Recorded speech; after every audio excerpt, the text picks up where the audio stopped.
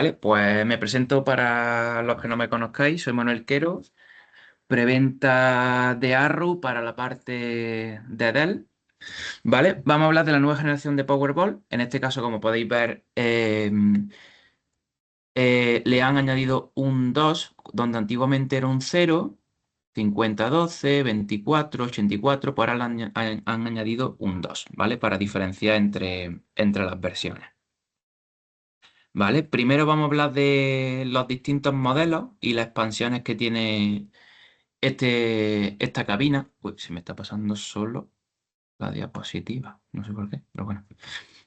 Vale, estos serían los modelos. Como podéis ver, mantenemos los mismos modelos. Lo único que añadimos es un 2 a las unidades principales M50, M5212, 5224 y 5284. Tanto la de 12 como la de 84 tendría un chasis de discos, por así llamarlo, de 3,5. Y la de 24 sería el chasis de 2,5. Eh, Normalmente, por temas de capacidad y demás, solemos ofertar la 24.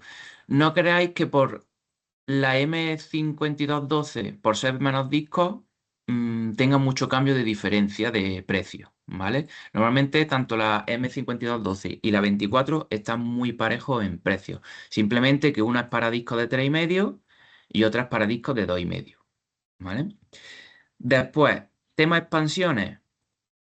Antiguamente en la M50, bueno, se me va solo, no sé por qué. Bueno, la M50 12, 24 y 84, la generación antigua, sus expansiones estaban utilizando las de generación antigua. Es decir, como os fijáis aquí, ahora son M512, M524 y ME584. Anteriormente estaban utilizando las de las 40, es decir, eran M4012, perdón, 412, 424 y 484.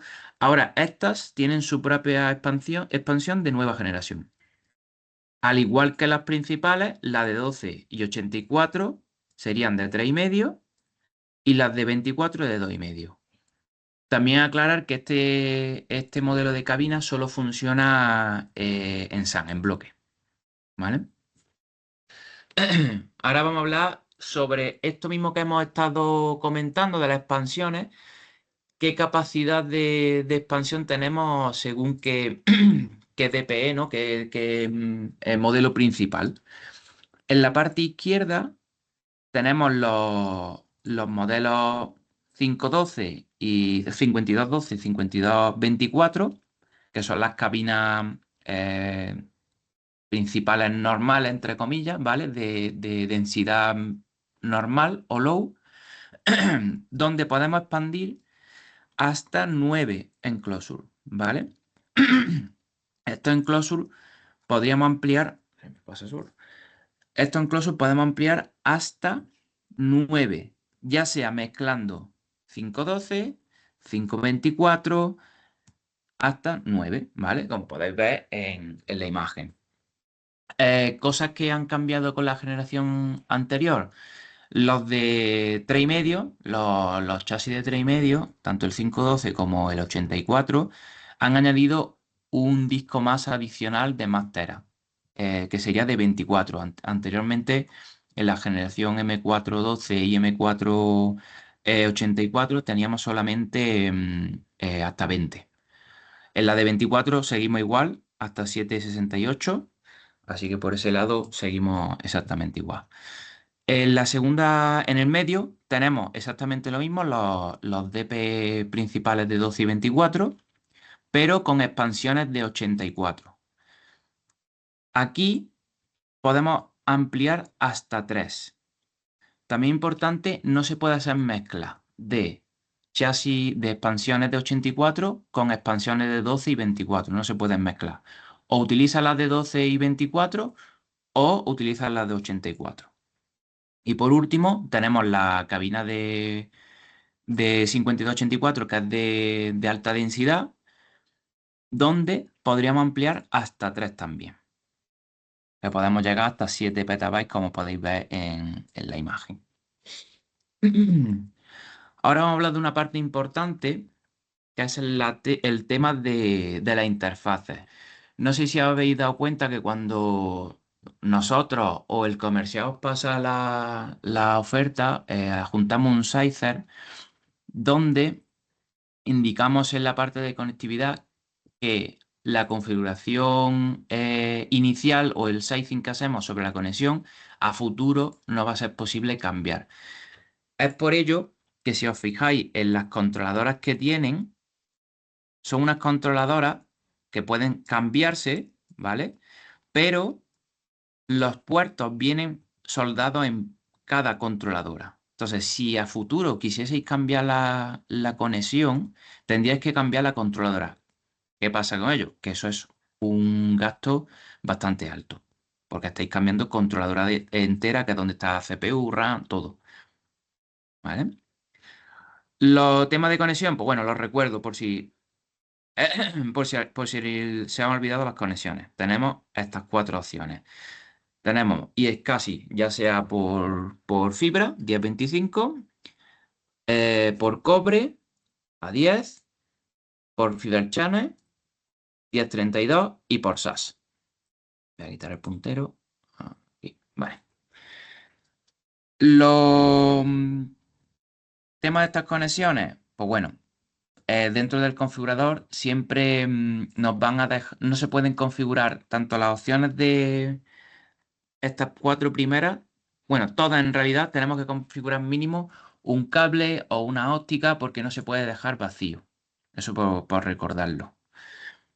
Se me pasa sur. Aquí. Vale. Ahora vamos a hablar sobre el tema de la replicación que tienen estas cabinas, que son muy interesantes porque son bidireccionales y también se pueden hacer entre distintos modelos de distintas generaciones, ya sea de una M4 a una M5, de una M5 a una M4 o M5 entre M5, pero eso es lo interesante de esta replicación asíncrona. Pueden llegar hasta largas distancias y el ancho de banda y la latencia al final dependen de la red que tenga el cliente o el CPD instalado. Como máximo se pueden replicar hasta 4 equipos y siempre de volumen 1 a 1. No se podría decir uno a varios, sino 1 a 1. Ahora vamos a hablar de la parte de DAS, que también es muy interesante, ya que con esta cabina podemos hacer direct attach de host a cabina. La opción recomendada sería tener doble camino, como podéis ver aquí. De una sola tarjeta de red vamos a las 2 controladoras para así tener el doble camino. ¿Qué soporta esta cabina? Pues esta cabina puede soportar 4 hosts, pero también sería posible conectar 8 hosts directamente a la cabina. ¿Qué pasaría? Que no sería lo recomendado, ya que no tendríamos esa redundancia de camino. Entonces, lo suyo siempre sería usar doble camino, una a cada controladora. Vale, vamos a ver las comparativas de la generación 5, ya sea la 50 a la 52, donde tenemos los distintos cambios. En iOS de lectura pasamos de los 640K que teníamos anteriormente hasta unos 800. Ganamos bastante en iOS. En rendimiento de lectura pasamos de 12 GB/s a 14. En protocolos como hemos nombrado, seguimos exactamente igual, los mismos protocolos. En la gestión, el Powerball Manager se mantiene igual, pero con algunas mejoras que van implementando diariamente pues, en Dell. El IOPS es compatible, tanto para la antigua como para la nueva. Aquí lo que os he comentado antes, el tema de las expansiones, si os fijáis, anteriormente estaban utilizando las expansiones de generación pasada. Aunque fuese una generación 50, estaban usando las expansiones de la generación 4, por así llamarla. Y ahora la M52 ha sacado sus propias expansiones. ¿Qué conlleva esto? Que la 50, por ejemplo, sí sería compatible con estas nuevas, pero las nuevas no son compatibles con estas antiguas. ¿Vale? Entonces, la nueva generación solamente va con sus expansiones. Sobre el software, comentar que está todo incluido. De todas maneras, más adelante vamos a ver un slide donde vais a ver qué tiene incluido, ese software todo incluido. Teníamos el estándar y ahora es más completo. Han implementado KIM, cifrados y varias cosas más adicionales. KIM, pues al final os comento así un poco rápido. KMIP, que lo he dicho mal, KMIP, es el soporte de gestor de claves externos estándar para cifrado de esos discos sets, ¿vale? Y funcionalidades clave, como ya teníamos, snapshot, replicación, adapt, que todo el adapt ahora lo vamos a comentar, y las mejoras de rendimiento que hemos comentado aquí arriba y el KMIP, ¿vale? Ahora vamos a hablar sobre la gestión y el software. Me está pasando los slides solo, no sé por qué. Pero bueno. Vale. Aquí, como podéis ver, tenemos todo lo que incluye el software de la Powerboard. Como hemos dicho, viene todo incluido para facilitar compras, despliegue y el uso. ¿Qué tipo de software incluye? Pues tenemos sobre rendimiento y eficiencia, tenemos el Adapt RAID, que de él lo vamos a hablar dos slides después más o menos. El Theme Provisioning, SSD Caché y el Auto-Tiering. Dentro de la protección del dato, pues podemos usar Snapshot, la replicación asíncrona que hemos hablado antes, que tiene el Cross-Gen, que es para lo que he dicho, de un M4 a un M5 y viceversa. Tema virtualizaciones, pues tiene integración con VMware, Hyper-V y Citrix. Sobre el tema de gestión, que ahora vamos a hablar más en la siguiente slide sobre Powerboard Manager, em, también en tema de gestión podemos añadir un plus que es con el Open Manage Enterprise para ver la gestión un poco más unificada de los productos. Después vamos a hablar sobre monitorización, que en este caso es IOPS, que a lo mejor algunos los conocéis como Cloud IQ, pero ahora se llama IOPS, que también después hablaremos sobre él. Y el soporte proactivo, ¿vale? Support Assistant Secure Connect Gateway para Call Home. Y importante esto, los requisitos que necesitas para tener esto serían mínimo un soporte por support. Con el Basic no sería posible, ya que no lo incluye.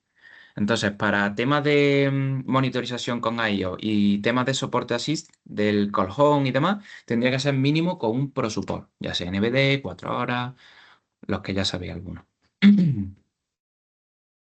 ¿Vale? Ahora vamos a hablar sobre la Powerboard Manager, que al final es la consola web para administrar la cabina, la cual han mejorado y han simplificado en algunos ámbitos. Esta interfaz, pues al final sería solamente para la gestión de un solo equipo, ya que entraría por la IP de la máquina y solamente podría gestionar la máquina que tiene delante, por así decirlo. En esta interfaz se pueden configurar tanto almacenamiento, se puede configurar perfiles de almacenamiento, conexiones de red, alertas y mucho más. También tiene compatibilidades con scripts de distintas API. ¿Vale? iOS, que en su momento CloudIQ, es la herramienta de monitorización de Dell, que no solamente, así por tema recordatorio, no es solamente para la ME, sino es para todo el equipamiento Dell, siempre que tenga un ProSupport. Si no tiene ProSupport, no está, no soportado, sino no está, se me está pasando aquí. Espérate, aquí. Vale. ¿Qué tiene esto? Pues al final monitoriza la cabina y anticipa problemas antes de que afecten a los datos o al servicio. Tiene Health Score y alerta inteligente que al final te avisan de anomalías de latencia, de IOP, de colas, de problemas que haya en la cabina. Sobre la predicción, tiene una alerta de predicción de capacidad, donde te dice tendencias de crecimiento, cuándo me quedo sin espacio, si hay mucho uso sobre una capacidad. También hay recomendaciones sobre actualización de firmware, configuración que se hayan hecho que a lo mejor no son muy balanceadas, entre comillas, ¿vale? Y best practices, de que te digan, pues mira, esta opción es mucho mejor de esta manera. También de lo que hemos comentado antes, apertura proactiva de casos de call home si hay algo crítico que aparece. Ahora vamos a hablar sobre la parte más importante y que creo que es bueno recordar, o no sé si lo sabéis, el tema de la DAP, el RAID ADAPT. Cuando configuramos nosotros las cabinas, y normalmente intentamos forzar siempre el RAID ADAPT. ¿Qué tiene el RAID ADAPT? Que al final mínimo serían 12 unidades de disco. Entonces, si vemos que no cuadra en un RAID ADAPT, pues al final vamos a un RAID 5 o un RAID 6. ¿Qué tiene el RAID ADAPT? Que tiene protección contra fallo de doble disco. Tiene también reconstrucciones más rápidas, mejor protección de datos y buen rendimiento. Este tipo de RAID, en comparativa con el 5 y el 6, es que este RAID podemos ampliar disco a disco. Con los RAID 5 y los RAID 6, al final tendríamos que añadir o un pool nuevo o tendríamos que, sí, añadir un pool nuevo, porque es que tendríamos que añadir los mismos discos del pool que tiene actualmente si quisiéramos ampliar ese pool que ya tiene. Entonces es un poco más costoso, aunque al principio sea más barato ir con, por ejemplo, un RAID 5 con, ¿qué te digo? Un 4.1 con eso, con esos 5 discos. Al final, o vamos a poner una más cerca, un 8.1. Pues ese 8.1, que son al final 9 discos sin JSPER, si metemos aunque sea 3 disquitos más y metemos una DAP, vamos a tener esa protección y ese alto rendimiento, y sobre todo a futuro poder ampliar disco a disco y no tener esa capacidad tan capada, entre comillas. ¿Vale? Este ADAP no tiene discos de JSPER y usa capacidad distribuida dentro de cada disco, como cachitos dentro de cada disco, donde pone un cachito de un dato, en otro disco pone otro cachito de otro dato, al igual que los JSPER se reparten dentro de cada disco a cachitos, por así llamarlo, ¿vale? También dentro de esta DAI podemos hacer mezcla de discos, no en el mismo, a ver si me explico, con el auto tiering, al final podemos hacer mezcla de discos, podemos hacer una DAP principal, en un solo pool podemos meter disco flash y disco rotacional con ADAP.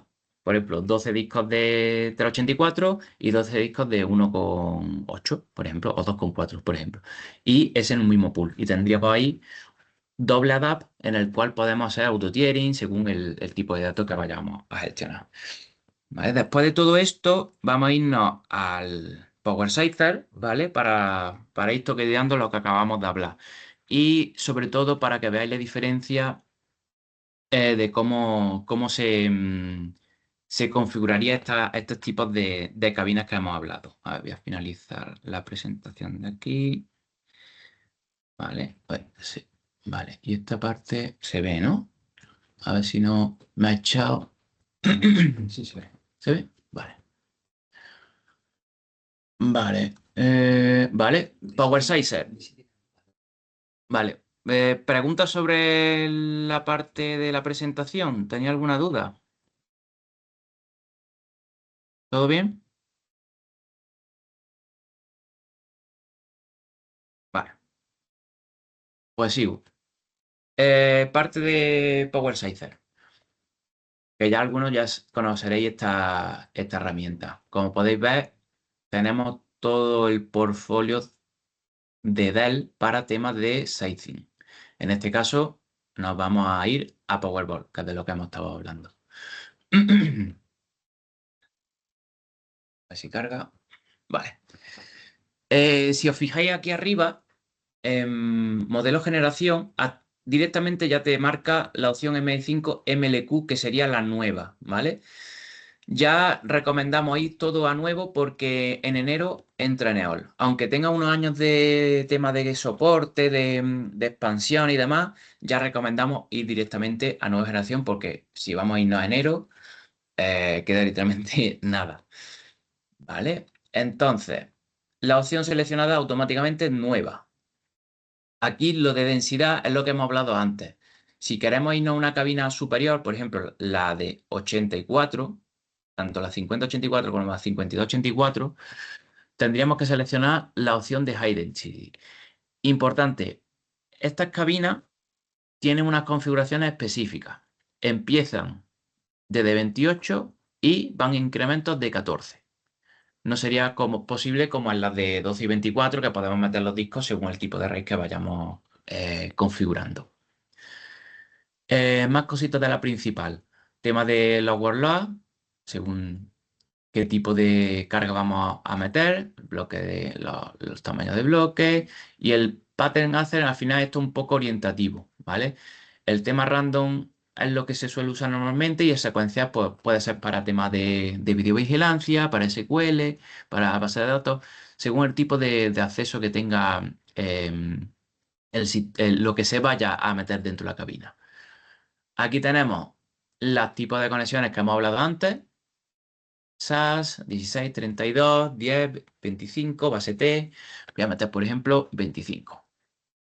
Y en Workload tenemos ya para configurar lo que hemos hablado. ¿Vale? Tenemos opción tiering y opción red caché. En este caso vamos a meter una opción normal y corriente, tiering. Como podéis ver, tenemos los tres tipos de discos que soporta esta cabina. Disco SSD, que tenemos estas opciones. De aquí normalmente recomendamos el 1,6, aunque sea de menor tamaño, este disco después em, a la hora de la configuración y demás es un poco más caro. No porque el simple hecho de que este disco es mixed use y este disco es race intensity. Entonces, normalmente nosotros solemos usar 1,9 o 3,84. El 1,6 no lo solemos usar porque al final, al realizar la configuración, aunque sean menos teras, pero es un mixed use. Que sí es verdad que si el cliente necesita esa capacidad, pues bueno, pues se configura. Como podéis ver, aquí están los distintos RAID que podemos aplicar en los distintos discos. Tenemos el ADAP, que es el que hemos hablado, que siempre que podemos lo intentamos meter, porque es el que mejor va y sobre todo a futuro, si el cliente necesita ampliar, podemos meter disco a disco. Como podéis ver, aquí no me deja Hotspot porque se distribuye dentro de los discos que tiene. Tema de compatibilidad de RAID, aquí siempre nos recomienda que cuando usamos un RAID al final, pues un poco compatible, ¿ves? Aquí. Best Performance. With Sequential Workload, con RAID 5 y RAID 6, nos tenemos que ir a este tipo de configuraciones. ¿Vale? Siempre que sean pares, por así decirlo. ¿Vale? Y aquí, pues, al final es un RAID, aunque sea, no es tradicional, es virtual. Usaría también cachitos dentro del disco. Aquí podemos añadir los hotspots que queramos. Pero siempre es importante que después si aquí hacemos una configuración, después cuando llegue la cabina, hay veces que tiene la opción de autopool y se redistribuye según los discos que él vea. Puede a lo mejor que te haga una DAP si cuenta con 12 discos, o puede que te coja un RAID 5, o puede que te coja un RAID 6. Eso es verdad que después también hay una opción que es manual dentro del Power Manager, que pues, al final lo sería lo último que o nos pedís o lo que configuramos en el Seither. Por ejemplo, vamos a una prueba de disco de 1,92 con una DAP. ¿Vale? Le damos a ICI y aquí nos generaría dónde podríamos montarlo. En este caso, como al principio hemos elegido Low Density, pues nos da las dos opciones de la 12 y la 24. ¿Vale? Aquí voy a poner ahí. Aquí podemos ver la capacidad que tiene, el workload que hemos configurado, 80-20. la capacidad usable y los pools. En este caso, pues tenemos los 12 discos, un drive group y el tema de performance. En este caso sería la 12. A ver si tendré. Y lo que ocuparía. En este caso ocuparía todo el chasis principal. Y la 24, pues, quedaría espacio. No sé, ¿tenéis en mente alguna prueba que queráis que haga? ¿Alguna distribución de discos que queráis ver? Si no, paso a tema de DSC para que veáis cómo lo configuramos.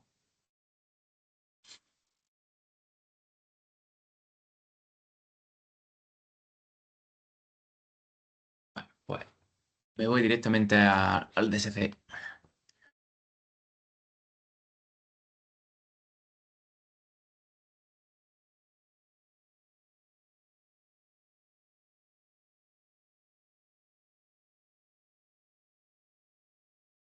Vale, también comentar dentro del PowerSizer que una vez que saquemos esta info, la podemos exportar a PowerPoint.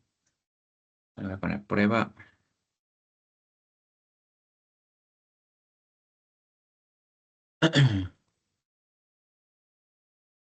Vale, nos generaría un PowerPoint.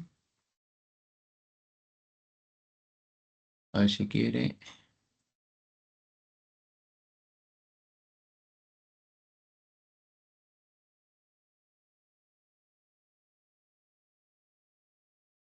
Voy iniciando mientras por aquí.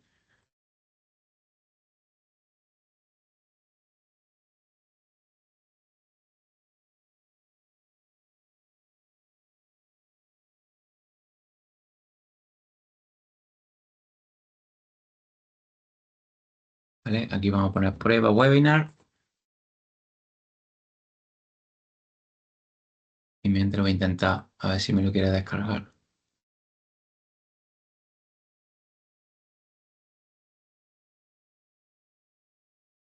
Ahora, vale.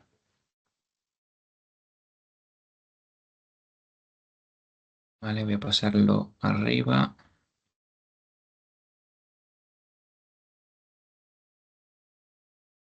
Vale, este es el Scyther que normalmente soléis ver cuando o lo pasa el comercial o lo pasamos nosotros.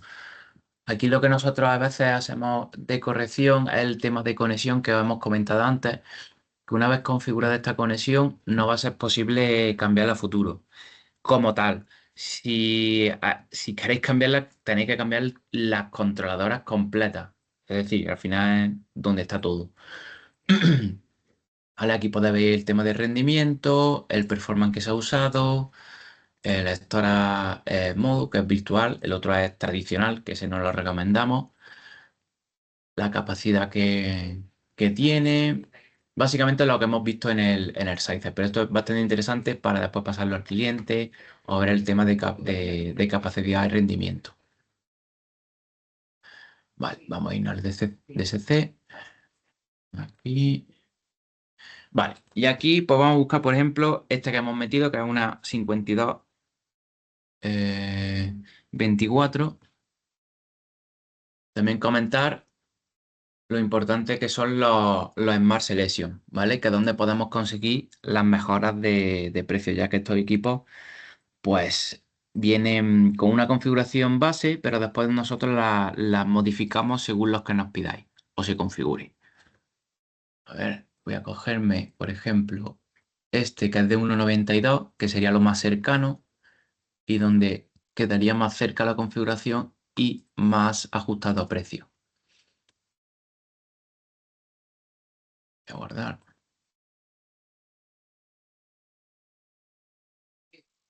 Vale.